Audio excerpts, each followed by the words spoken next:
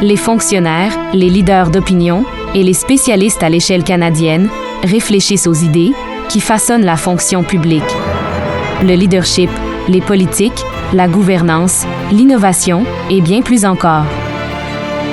Voici la série Analyse et réflexion, réalisée par l'École de la fonction publique du Canada. Bob W. Paulson a servi dans les Forces armées canadiennes de 1977 à 1984 à titre de pilote et d'instructeur. Il s'est joint à la Gendarmerie royale du Canada, GRC, en 1986 et a passé près de 20 ans en Colombie-Britannique, où il s'est spécialisé dans les enquêtes sur les crimes graves et les organisations criminelles. En 2005, il a fait son entrée à la direction générale de la GRC à Ottawa et a occupé des postes de niveau supérieur dans les domaines de la sécurité nationale et des services de police fédéraux. Il a été nommé commissaire en 2011 et, à ce titre, a dirigé des réformes visant à moderniser la GRC et à lutter contre le harcèlement en milieu de travail. Il a conclu son mandat en offrant des excuses historiques et en annonçant un règlement. Bob Paulson, retired commissioner of the RCMP. Sir, welcome. Thank you. Tell us a little bit about yourself. Where were you born? Yeah, I was born in Lachute, Quebec, 1958. I grew up in Lachute. I went into the military when I was 18. I was a pilot in the Armed Forces, instructor pilot, for about 7 years. I left there, went back to school. And when I was working at a bar in BC, I saw some RCMP officers come through, and I started talking to them, and it really intrigued me, their job. So then I applied to the RCMP, and before you knew it, I was in Regina and in the RCMP. What was your first job in the RCMP? Well, your first job almost invariably is response to call policing in a contract province. So I went out to Chilliwack, British Columbia, and was a response to call officer in that community, and probably, luckily, just a great community to learn to cut your teeth in policing. And it fit me like a glove. I loved it, and I never looked back. Did you ever imagine one day that you would head this institution? No, I was happy to have a job, frankly, when I joined.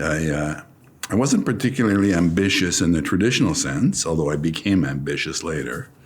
But I was ambitious in respect of policing. Like, I couldn't get enough of it. I ended up being a major crime investigator and an organized crime investigator, and I led teams. I redeveloped the doctrine for major case management within the RCMP. I just loved it, and promoted myself right out of it. Tell us, somehow you ended up in Ottawa. Somehow you started kind of getting the attention of people that decide who's going to be the assistant commissioner. Well, what happened was I was doing a case against the Hells Angels in British Columbia, and I needed particular authorities to depart from RCMP policy to allow serious drugs to remain in circulation while our informant agent worked with the Hells Angels. And so I had to come to Ottawa to meet various authorities, and they took a shine to me. And once that project was over, successful, by the way, then they wanted me to come to Ottawa, and I turned them down the first time. It was for a promotion to superintendent. And then they called back about a year and a half later, and they offered me a chief superintendent's job, and they added that if I turned them down, that would be the last promotion I'd ever see in the Mounted Police. So I took them up on their offer, on their kind offer. And I moved to Ottawa, and I took a job in organized crime intelligence and criminal intelligence. Tell us about how you became commissioner. Yeah. That's really interesting. Well, so I was the Director General in charge of criminal intelligence. And then I became the Operations Officer within National Security, and then the Assistant Commissioner in National Security. And that was at a time when, the RCMP is typically involved in, not typically, but routinely engaged in public scrutiny, and we were under it for the Arar case at the time. And so there was Commissioner Zaccardelli in the day, of course, retired. Commissioner Elliott took over about the time that I became the assistant commissioner in national security. And then I worked at length with Commissioner Elliott. Then there was another little hiccup in a disturbance in the force, as they say, where there was a bit of a rebellion within the senior ranks against Commissioner Elliott. The long and short of that was that there was an opening as the deputy commissioner of federal policing, and he put me into that, and then he went off to Interpol. Then there was a competition for the commissioner's job, and the headhunter asked me to compete, and I did, and pretty soon there I was. So what year did you become commissioner? Oh, that was the latter part of 2011. So I acted quite a bit as Commissioner Elliott went off to Interpol.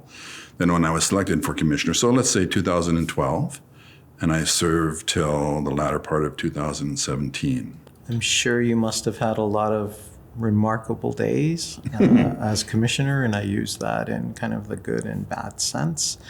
But we're going to talk about a particular day now. So let's go to October 22nd, 2014. Do you remember anything that happened kind of before 9 o'clock? Yeah, so I would typically get into work around 7:30, I guess, and prepare for a series of meetings and briefings to see what's going on in the country, see what's going on with the various departments.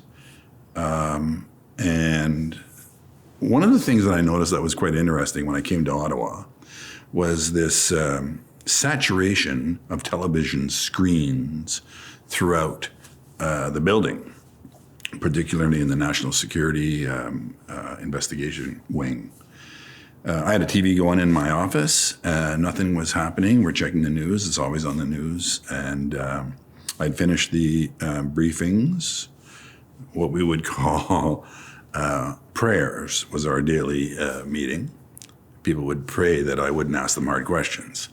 And I was back in my office, and it was around 10 o'clock when I received, a little after 10 in the morning, when I received the first phone call from Gilles Michaud, who then was the assistant commissioner in charge of National Division and had oversight over the Parliament security force, advising me that an armed forces member had been shot at the cenotaph and that there was a manhunt underway.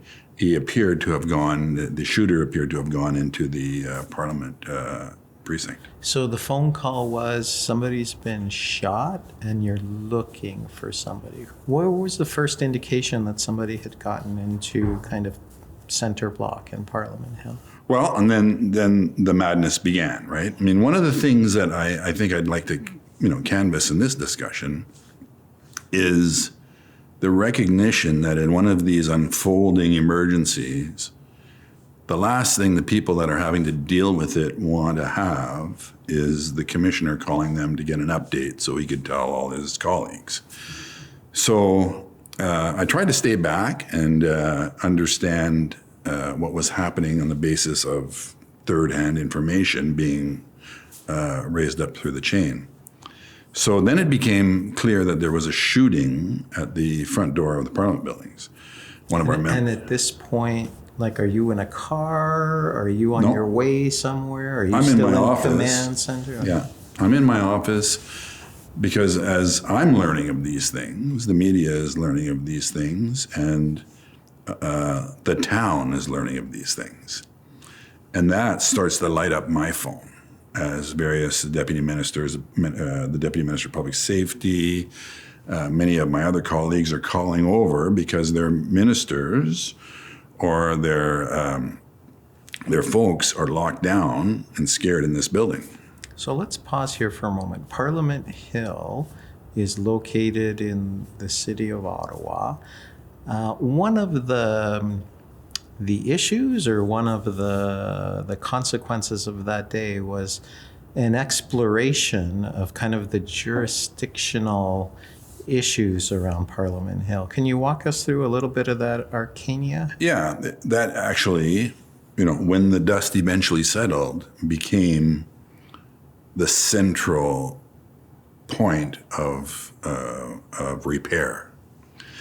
And it had been a source of conflict and discomfort around many police forces. You have the Ottawa City Police. Yeah, let's start with them. What's their jurisdiction here? So their jurisdiction is Wellington Street and the city of Ottawa. So everything outside of Parliament Hill proper is the city of Ottawa, including Wellington Street. Yeah. Okay. Was. City of Ottawa. However, so the RCMP has jurisdiction within the parliamentary precinct, excluding Centre Block. And what's the parliamentary precinct? The parliamentary precinct basically runs all the way down Wellington and varies from time to time, but has the West Block, the East Block, Centre Block, some other buildings, but that whole sort of area where the parliamentary but operations not are. The city streets, not the city Langevin, where the former Langevin, not okay. And now let's talk about for a moment the buildings, Centre Block, East Block, West Block. Who kind of had jurisdiction in those areas? So the Parliamentary Protective Service, the Sergeant at Arms, and there's an argument to be had around where the Sergeant at Arms owns the jurisdiction. Some would say that it is the confines of the House of Commons, because there is a similar Sergeant at Arms in the Senate. And so it's a jurisdictional hodgepodge, and in crises like the one we're talking about, a nightmare.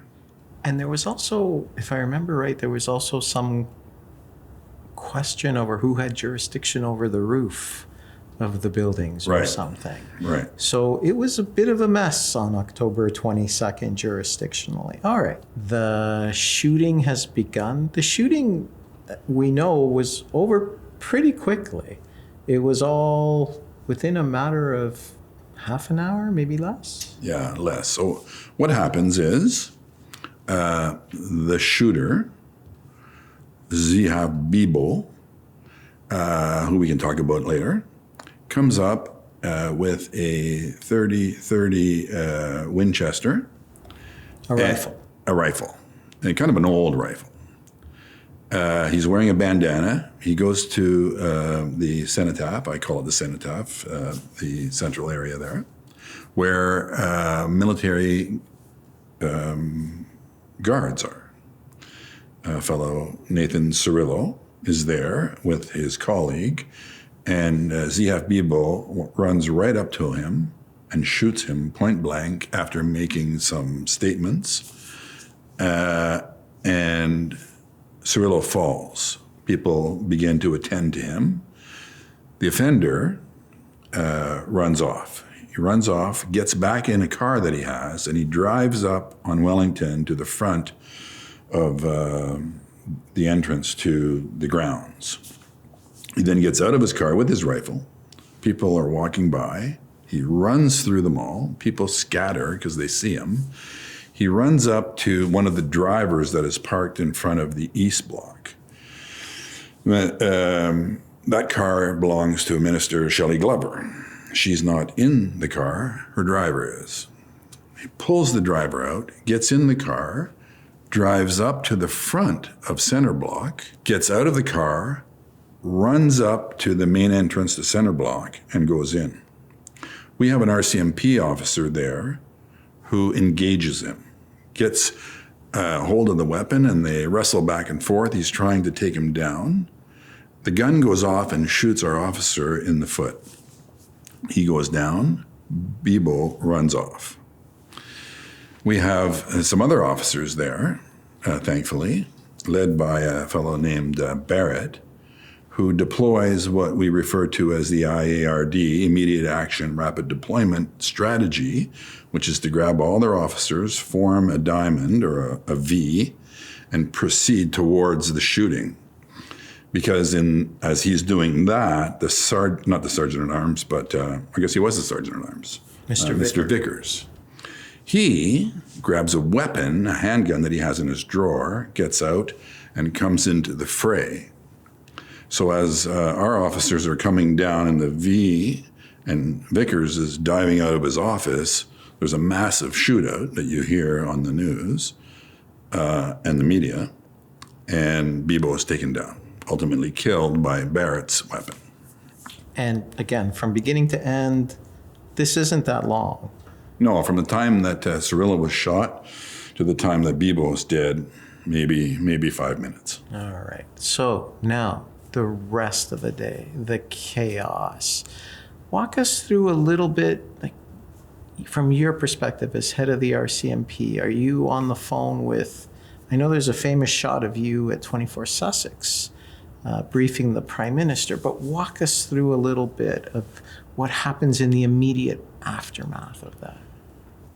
So once he's down, as that was happening and there became an awareness within the city, so the Ottawa police deploy their emergency response team.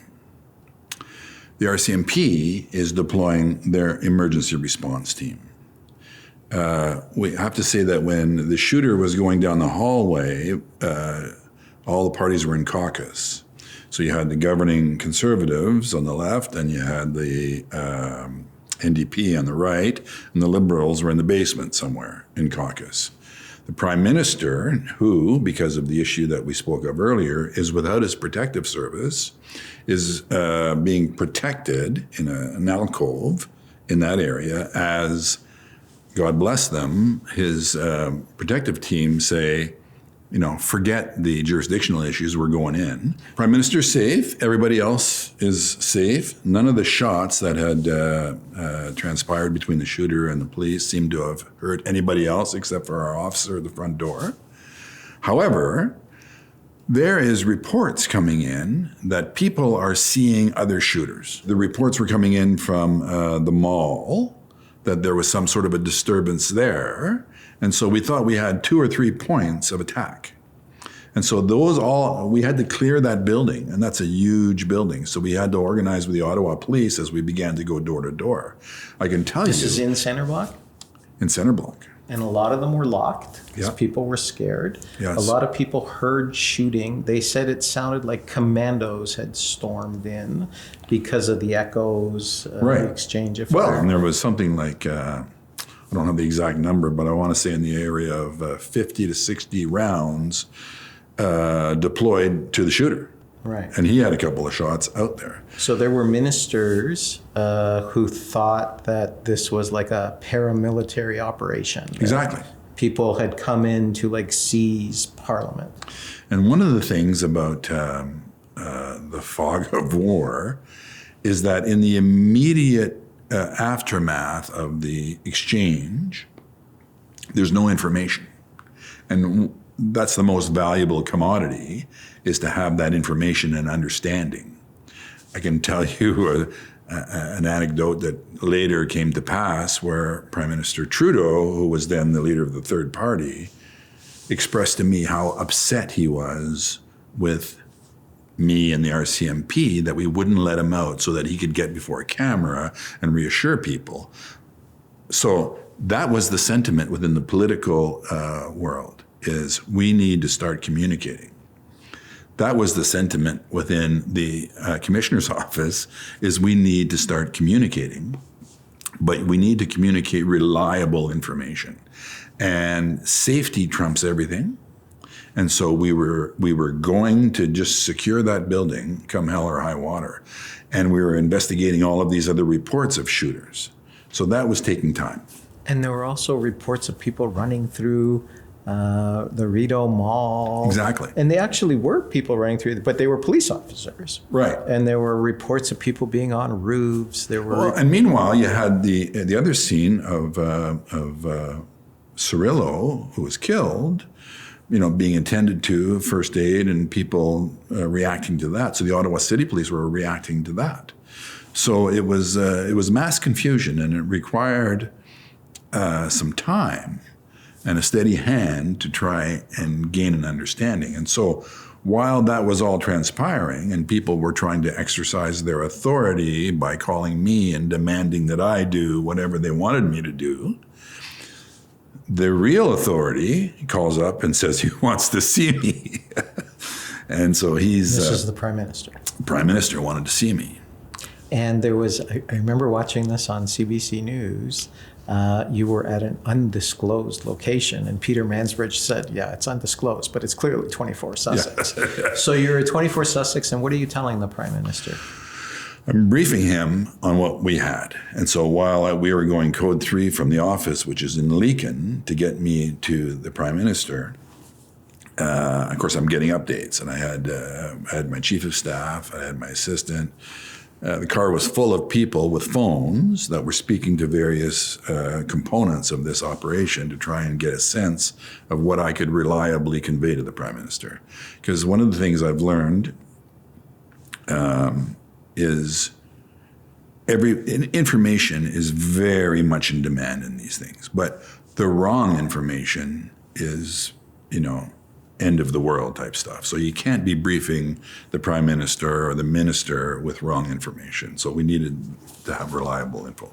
What would you say? Like, were the reports first couple of hours, were they accurate? Were they inaccurate? Was it a mixture? Well, they were running them down. By that time, when I was before the Prime Minister, I was saying we're taking a lot of heat over the lockdown, but I'm not going to budge on that. We're going to lock it down because we don't know. My sense, Prime Minister, is that he's a single shooter that acted alone. We don't know. We have a report of somebody on a roof. We don't know. We have a report of somebody in the mall. We don't know. So we're going to lock that down. So it was bringing him up to speed.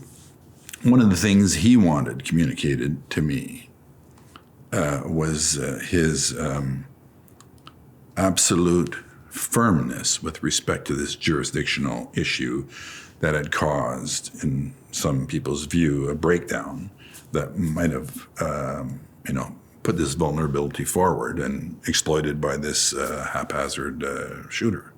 So the very next day, or actually later that night, the Prime Minister made a decision that democracy would continue, I think was the actual phrase that he said. And tomorrow we would go about our business. And so part of my business that day was to be in Centre Block, briefing ministers, Treasury Board ministers. And Centre Block was a crime scene. It was the extent to which there were broken doors everywhere, there were broken windows. I had never quite seen anything like that. And it was a result of kind of your people, RCMP officers, trying to ensure the safety of every single person who worked in that building. And a lot of the people, having heard gunshots, were locking their doors, were hiding under desks, and therefore they had to have people break into their offices. And there were ministers who were horrified by the fact that they didn't know what was going on. Exactly. What were some of the stories that ministers, because remember, a lot of ministers and caucus members, they left that building, I think, in buses around 8 o'clock at night. Like, I know first was relief to be alive. Walk us through some of the other emotions. Well, there was a lot of anger at us. Anger that they couldn't get free of, they weren't being detained, but we needed to have statements. We needed to interview everyone. We needed to make sure that everyone was who they said they were. And that really came at odds with the independence of our parliament. And so people wouldn't get on buses. As I said, Prime Minister Trudeau was beside himself. And they all wanted to get to a microphone. They all wanted to get to a camera, understandably. And then there was a lot of talks about continuation of government. We're going to move to another area. And your experience obviously speaks to that. So all of those considerations were at play, and it was a long, long night. But I think it was that night that we were able to clear the building ultimately and release people. And then there was criticism immediately about how we'd handled that and how we were managing the communications around that. So it was quite something. Let's talk to some lessons now. So a couple of the lessons I think came through in what you were saying about information, that if you brief on wrong information, you lose your credibility. The fog of war, where you don't know what you don't know, but you have to make decisions, you have to take actions. Talk to us a little bit about how you deal with having pressure put upon you. So fortunately, my background was all major crime investigations, so homicides and robberies and bank robberies and kidnappings and so on. And so in those sort of dynamic investigations, you're always dealing with victims and witnesses who always have a better idea about how things ought to go. And you get skilled at being able to manage all those things. But there was some nasty language getting thrown around in terms of some deputy ministers calling over and demanding this, that, or the other thing with respect to their ministers. We need to get them out of there. And so, I tried to be as polite as I possibly could and just explain that nothing was going to happen until I got the all clear from the frontline officers. So kind of, I'm going to put words in your mouth and keep them or throw them away, but basically you stood on your authorities. You basically were, this is a crime scene. This is the way we handle crime scenes. And I don't care if you're the deputy minister of this or the minister of that, or the clerk of this or the deputy clerk of that. This is a crime scene. Well, it absolutely turns on the authority. And one of the things that police officers are very good at is understanding their authorities. Whether or not they're good at communicating those authorities effectively to those people that are affected by those authorities is another matter. And so I tried, and I think I succeeded in explaining that. Right? And so people are going to get mad, and they're going to get mad. There's nothing you can do about that. But trying to communicate that consistently and I'll say kindly, like there was no sort of exercise of authority blatantly in their face. It was an explanation that you're just going to have to get over it. But you're going to have to adjust. And that won the day. Any other lessons from that day as you look back? I think the biggest lesson is to allow the people who were responding to respond. There is a story that another person told me about. You may remember years and years ago, there was a vehicle that drove up the steps of the Parliament buildings trying to get in, another crazy attacker. And the officer that was responding to it eventually got promoted, and he told me this story. He said, there I am, I'm running up the stairs to deal with this crazy guy who could have a bomb in there. My phone goes off, and it was the commissioner of the day demanding an explanation. Okay, it's not a good time, Commissioner. So the thing to do is to let the people have faith in the training and the authorities and the understanding that those frontline officers have in order. And here, they performed remarkably. What was sad and what was unfortunate was the way in which the media sought to give credit to the intervention of, in the first instance, the Sergeant-at-Arms. By all means, give him credit. Then I started to get pressure from my own officers to say, okay, well, how come you're not coming out and recognizing our officers? Ultimately, I did, but I didn't have the facts. And it became I often joke that if you wanted credit, you should go down to the bank and make an application. But that became a central issue as to whether or not we were supporting our members. And I can tell you that I've never been so proud of the officers that responded there. Imagine the courage it takes to mount up and form that V and go down into an unknown circumstance with some crazy guy with a gun. So that was the real lesson, is to let the people do the job, try and pick up the information, create lines of communication that would inform the public, inform the people that are affected by it. One last question. Let's do a thought experiment. The very same thing happened today, 10 years later, 11 years later. Is the world different enough? What do you think the ramifications would be 10 years later? More social media, more people with phones, everybody's a critic, everybody knows more than doctors, lawyers, epidemiologists. Well, I think that pressure would be enormously more intense. That said, the lessons that we applied to the structural inadequacies of the day are there. And I've seen that. I watch, I still keep an interest, and I've watched the Parliamentary Protective Service sort of blossom into this first-rate protective service. That said, if a coordinated attack was to take place, they'd be challenged. And certainly the